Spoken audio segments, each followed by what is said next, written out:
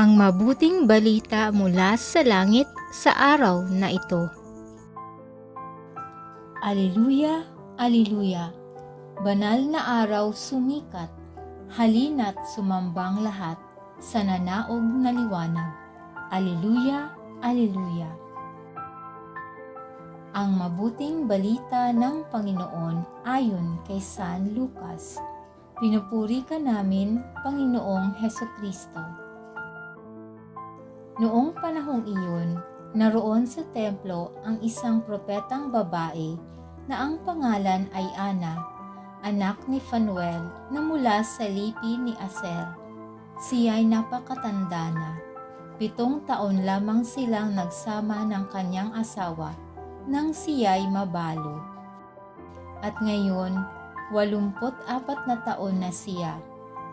Lagi siya sa templo at araw-gabi sumasamba sa Diyos sa pamamagitan ng pag-aayuno at pananalangin.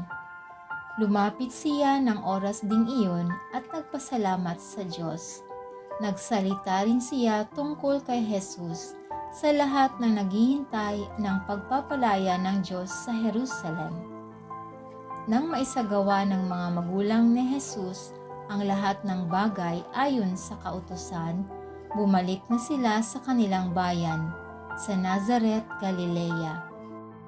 Ang batang si Jesus ay lumaking malakas, marunong at kalugod-lugod sa paningin ng Diyos.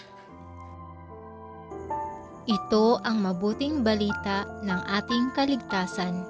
Papuri sa Diyos.